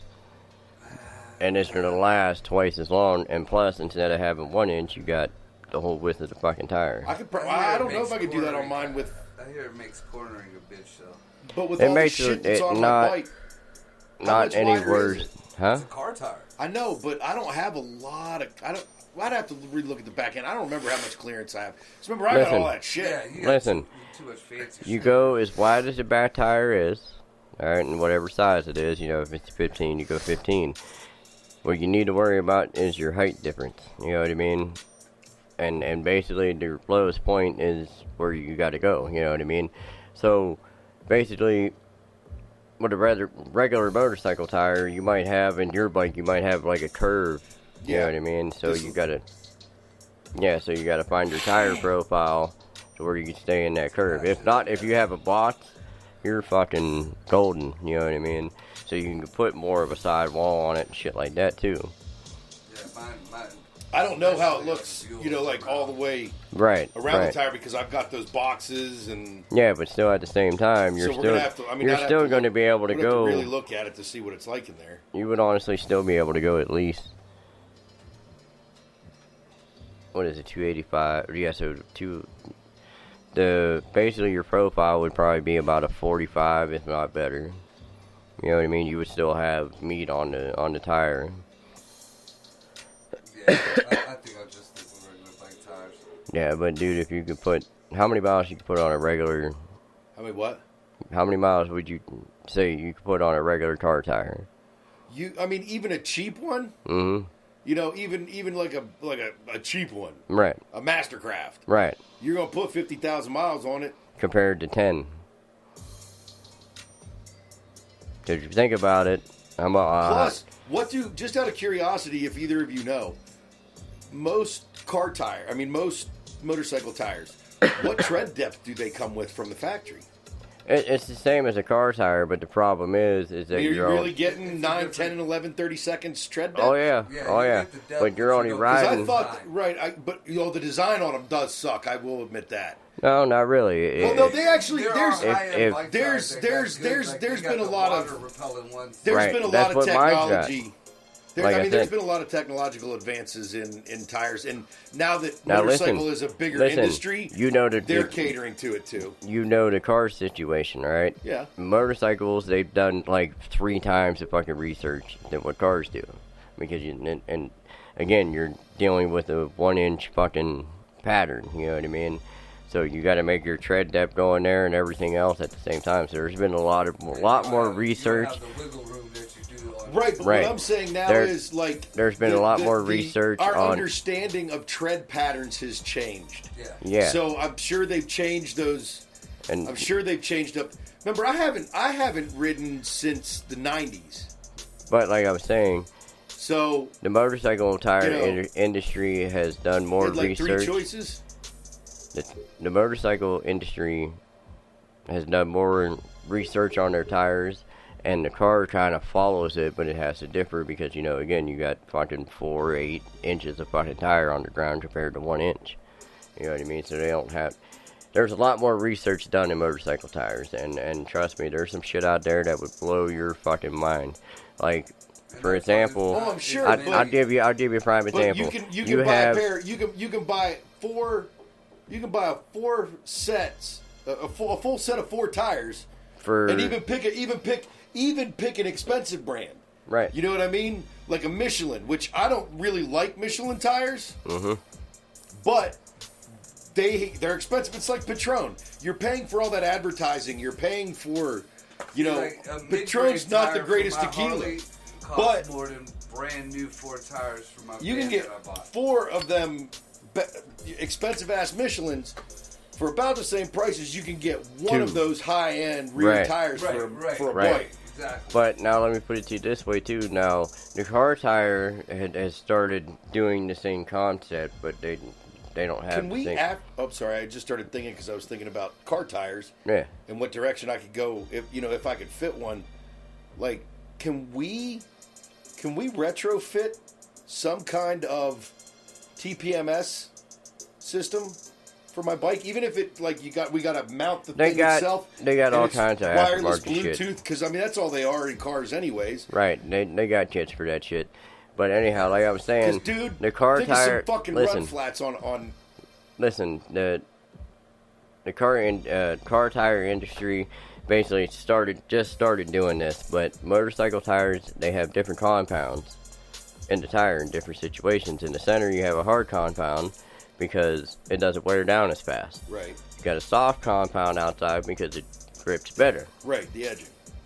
Right, so the outside will wear out faster the more you're leaning compared to more. Car tires have been doing that for a long time, but only the real high-end ones. Right, but not until, honestly, I want to say the late 80s is when they really started getting into that. Huh? It might even be Greg. If you go to that style of tire on your bike, if you go cheap on them, those are the ones that you see that split. You not might, really. Greg, it might have even been later than that. I mean, it might not have been until about the 90s. No, I want to say late 80s, early 90s, because that's when the Porsche 911 started getting the whole grip and everything else, and that's when they started getting into the soft compound, hard compound. You know what I mean? And I'm sorry, but Porsche is one of the top leaders in handling. Why are you apologizing for that? I'm not talking. They're fucking amazing. Right, but they're amazing machines. But I'm also talking to everybody else here. Fuck them if you don't. No, like, we don't fuck like, them. Fuck no, it, dude. Nobody's listening anyways. Nobody's listening anyways, dude. I so badly want to because I got to get with the track guys and see if I'm doing the track again this year. That was amazing. I would love to start doing local sports, but my problem is, dude. I would start Bob Euchre in a fucking Scrappers game so fucking quick it's not even funny. Dude, so listen. You should see if you could just set up. We can shit YouTube it. You should see if you could set up your shit when you're doing the cars themselves, and that's your fucking show. So I got a really good idea the other night. I do got. Oh, sorry, that reminded me too. Sand drags. You know the sand drags? You know the sand drags. What are they like? They're down south. Yeah, in the sand dunes and shit like that. Yeah. I've met a bunch of guys that do that, and they actually do want me to come do a podcast from the sand drags this year. Nice. They got they call it something different in Puerto Rico, but I have a cousin. Mud button. I have a cousin that does that shit, but they take it's almost like a mixture of a dune buggy and a monster truck. Yeah. Rock climb. These things are badass. Fucking drop They're to the fucking ground, awesome. But they have these huge fucking tires. I'm like, I think my mom still has the shirt that I got when I was little from there. But it shows his actual car on that fucking shirt. Right. He won so many of the, I don't know what the fuck, but I have no clue what kind of car it was. You know, my stereotypical self would say a Toyota, but it ain't no fucking Toyota. So listen. No idea, but yeah, I mean, I never even knew that was like an actual something around here. So listen. Dune buggies that's going at it. I went down the YouTube rabbit hole that we call it, you know. I live there. So, like, I'm trying to learn, like, open a shop, shit like that for you not that listening that don't know, but I opened a shop and I'm trying to learn how to, like, rebuild transmissions, you know, get beyond what I'm doing now, you know what I mean? And I came across this dude and went down the rabbit hole because dude was funny and this and that and everything else. So I get to the point, this dude and his girlfriend built this took a Cavalier, bought, $300-$500 Cavalier, set it up to be able to go out and do these powder puff, like dirt track racing. The one race that she was in actually had like 200, huh? Cavalier? Right, but listen, now what it is basically the one that I was watching. There was 250 cars on a quarter-mile track circle. Now, mind you, ask Jared, 250 cars on a quarter-mile straight is a lot of fucking cars. Yeah, I watched Okay. the shows. Right, so basically what they do is they do 100 laps or 200 laps or whatever around this quarter mile. And there's people, spotters that keep, this person past that person, whatever. And by the end of the race, whoever wins like fucking $1,000 between $1,000 to $10,000. I've actually been to a couple of them shows, man, but I never watched them. I was always partying and fucking. All right, so why not, with the resources we have, make a couple cars, put a couple of the old ladies, daughters, whatever the case may be, in these fucking cars, because every one of us has to have some stress relief. Let's do it. Let's do it. I got So, a 68 sitting right now with a 440 in it. listen, I said $300 Cavaliers, Sunfires, Impalas, shit like that. Paid $500 for mine. Dude, you want me to be straight up with you on that car? Pimp it for a summer or two. Do it upright, pimp it for a summer or two, and then flip that bitch, make that money, and then you grab another car. No, you know what you do? Ride it for a summer or two, and then flip that bitch and just keep stepping up. No, you know what you do? Until it doesn't No. cost you anything. No. Until it doesn't cost you anything to have the exact car that you want. Listen, That's what you should do with that car because you got such a good deal on it. That thing is like an entry right into I that. have the car that I want. all right, so listen. It's just in the garage. You know what you do with that? I'm 49. You know what you do with that car? You take and you clean up the fucking car. You get the top working and you get the piece to lock it all down and all that shit. You buy the cheapest fucking chrome fucking 20-inch wheels you could buy. And you put that motherfucker in front of my shop, in front of your house. For sale. Just with that little bit of chrome and nice cleaned up, top up and everything, no holes. I guarantee you'll pull at least $4,000 out of that car. For $4,000, I'll keep that bitch. You know what my plan was for it? Motherfucker, you paid $500 for the car. Yeah. You stick another $300 in the car, you got less than $1,000 in it, and you're quadrupling it. But I'm just saying. My plan for it is Small bag, big bag, Margo. Small bag, big bag. This ain't even a bag, though. Huh? This ain't even a bag. It could be. I'm just saying, if you're going to do all that shit, that's what My you need to plan do. for it is because I got it so cheap and because it's what it is, that I want to get it up and running regular. Right. And then I want to put advertising on it. In the back of it, it's going to say Upside Down Studios. Right. It's Right. going to say whatever the fuck. I don't I want to was go just- all crazy listen, with it. And I'm then going just off gonna of ride it as a regular car. That comment was about the whole conversation y'all was having. Well, I mean, If you want to use it for advertising, I'm 100% about that. The first thing I was told by somebody, an old timer, I asked about it, was it's a unibody. That thing is way too fucking long and big with way too much motor to be unibody. And I looked under They weren't it, even. it's Unibody wasn't. No, dude, way. there ain't no way that fucking car What is year is it? unibody. It's a 68. It's a I'll unibody. tell you right now what it has. Because I'll tell you right got now what it fucked has. up And they welded it a couple times. I will tell you right now what it has. It has an etch frame under it. No, it doesn't. Yes, it does. I was already under it, Craig. It's a 'Cause 1968. I was hoping it had something like that because unibody is something that I did not want at all. Listen, the unibody was not invented until 1982. I don't know about that. No, I'm sorry. You're right. 78. You want me to tell you when the unibody came? Okay, Google.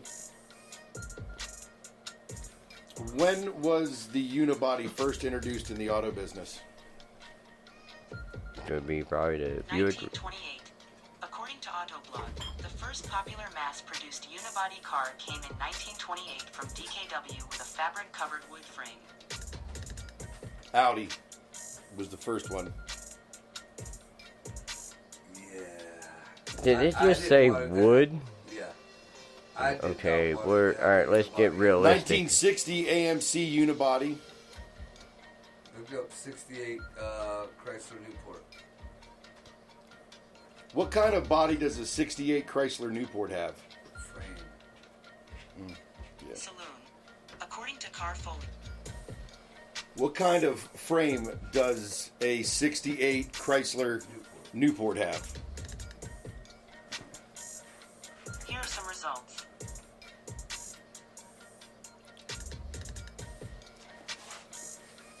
Chassis and frame rail, that's auto parts. Just asking if the 68 Newport has a unibody. Does a 68 Chrysler Newport have a unibody? I found these results. 1968 Chrysler Newport frame rails. Hold on, it's coming up. Listen, And it has leaf springs in the back, too. Because they welded up under the shackles. I looked at that, too. driver's side. 65 to 68, fourth generation, Pastor. platform C-body. It doesn't say anything about. Yeah, and the reason, and if you don't know people out there listening or who will listen in the future, the reason why that this is odd is because a 68 Chrysler Newport is fucking huge. I'm telling you, man. Huge. There's no way that thing should be unibody. It should have a frame under it. I'm telling you. I was already under it, bro. I thought that was some bullshit too. An old timer down at the bar told me about it. Cause I was like, hey, do you know anything about like common problems or anything with these type of cars? Mm-hmm. He was like, yeah, they're unibody and they have drum brakes. And I'm thinking, well, drum brakes ain't all that. I mean, just depends on how old and whatever the mechanism inside is. Right. But that shouldn't be a problem. But unibody? No fucking way. I crawled up under that bitch and it's unibody like a motherfucker. I gotta see this. Okay, so you want to New Yorker? It's a Newport. Newport. So while they're doing that much work, the car that I bought that I just want to use as my everyday driver, I mean, yeah, it's where I've already had offers for it as it sits. And they were pretty close to what you already said. I mean, if you want to do if you want to use it for, like, it's that just gonna purpose. Be a cruiser. I'm gonna ride it until it dies. Oh, I thought you were talking about like advertising. No, yeah, I'm gonna put the advertising on it, but it's right. gonna look good. Right? No, I agree with that, and that changes it. Like, you have a plan, you have a project for that car. Yeah. Like, I know you. You'll see a good deal and buy it, and then it'll just sit until you come up with an idea for it. Since you didn't share the idea, I was giving you one to go with. But you have a plan for it, and that's a good plan. I was actually thinking for the When do we start on it? Dude, As soon as I can get it down to the shop. well, no, I've been, I don't know if that battery you gave me is that good, man. It might not be. Because, like, I had the other battery and it just wasn't, I just was jumping it, so it didn't have that much juice to it, but it turned over. I had that fucking Bosch on the battery charger for 2 days on 40 amp, and that motherfucker just clicks. And it's like twice as big, and it has like 200-300 more cold cranking amps. So, that's my next thing is changing that battery. Because once I get that motor going, then everything else is easy. It's all about just That going thing's to buy 18 feet long. I just looked up the specs on it. Dude, it's the equivalent of the Lincoln that fucking Kennedy got shot in. Yeah, they actually, there was a version of it that could come from the factory. It was a 6-window. Yeah, that was the New Yorker. They were trying to convert it over to the New Yorker. Like, right. The New Yorker was the higher end, like the Ford and the Lincoln. They're both fucking Fords, but the Lincoln was the high end one. Well, they were trying to convert it over, and that kind of fucks me too, because like the one window on the right side is still mechanical with the turning thing, the crank. But the other side, they put the New Yorker fucking electricity shit in, but it doesn't fucking work. There's no fucking like electricity going to it, and I can't roll the fucking window up or down. the other side is missing the glass, so I gotta find the glass for it. Which, that's gonna be awesome. But I mean, you know, the hard parts of this whole project is gonna be the windows mostly. You know, that's going to be an issue because I have an issue with that with my 49. You know, one of my passenger window on the 49 is cracked.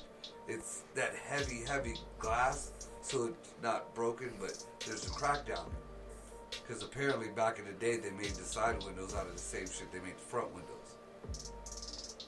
So instead of like, you know, like side windows now just totally spider web and shatter out.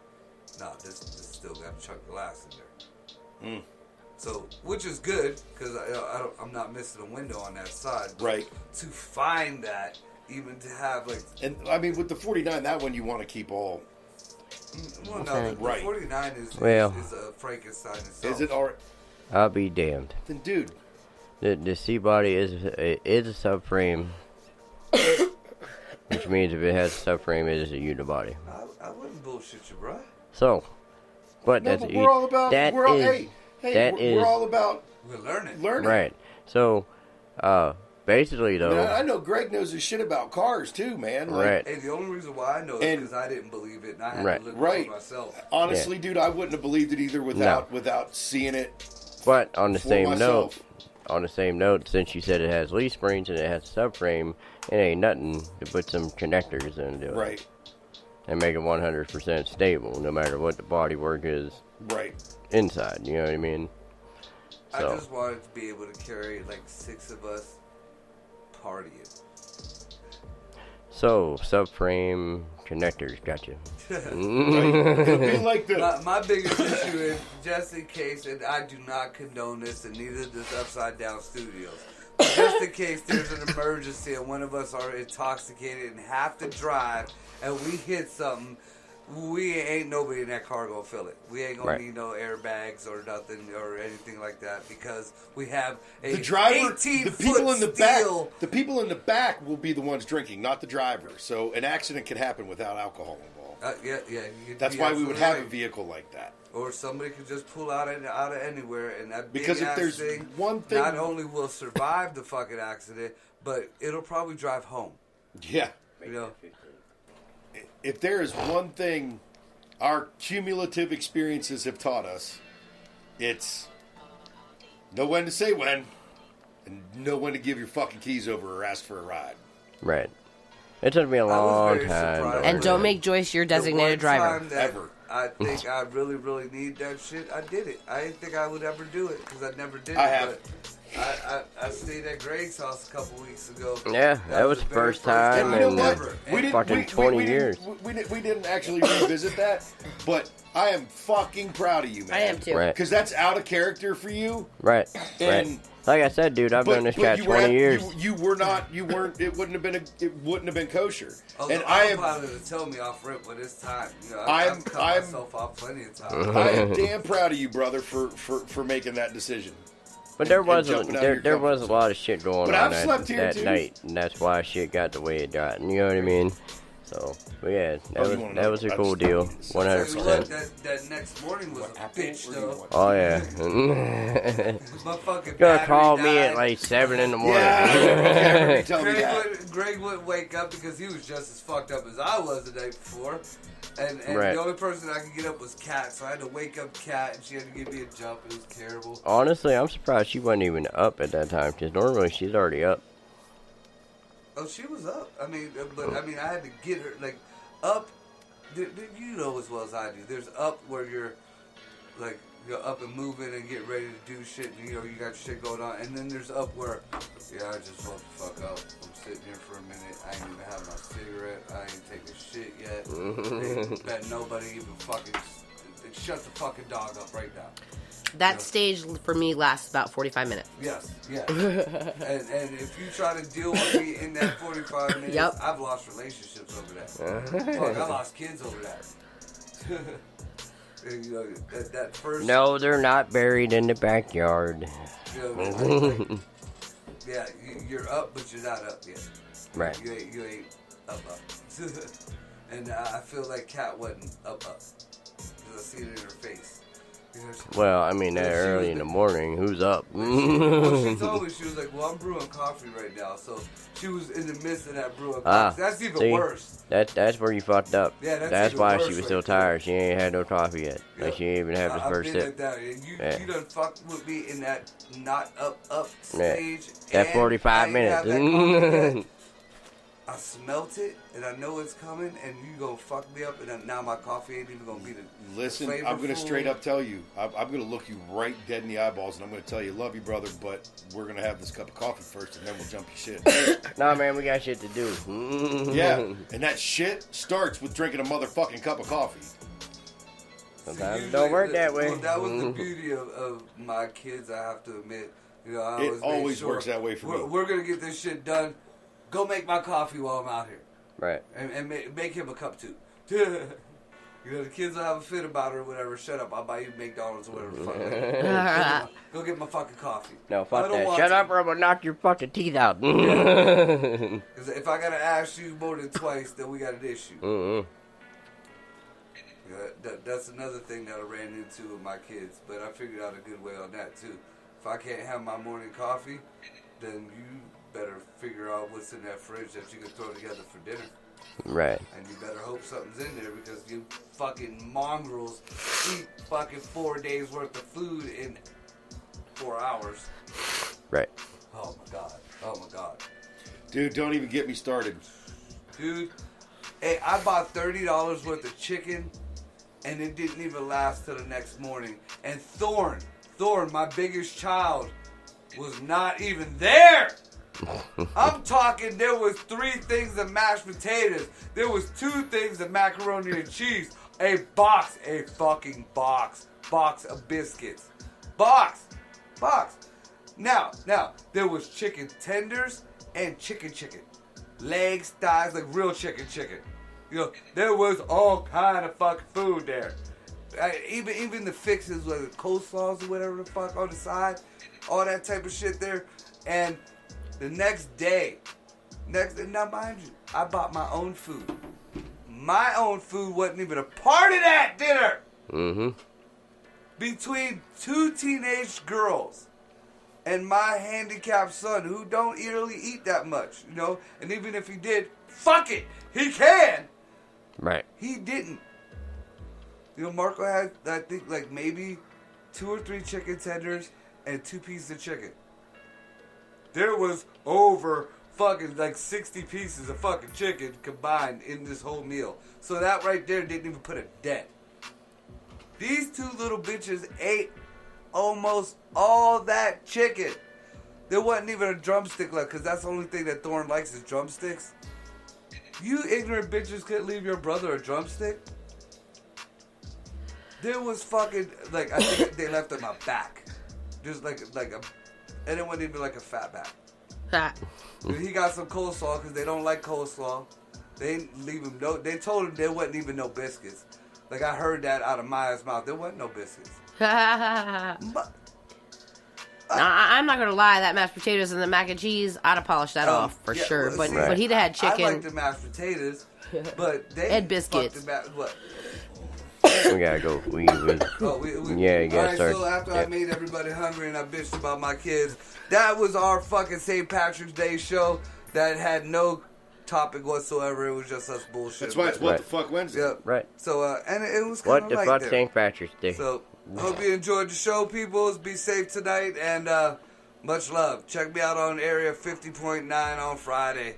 Right. On, wherever the fuck. It's on. It'll be on the Upside Down Studios page. Check it over there. Yep. All right. Good night, Yeah. y'all. Good night. Peace out.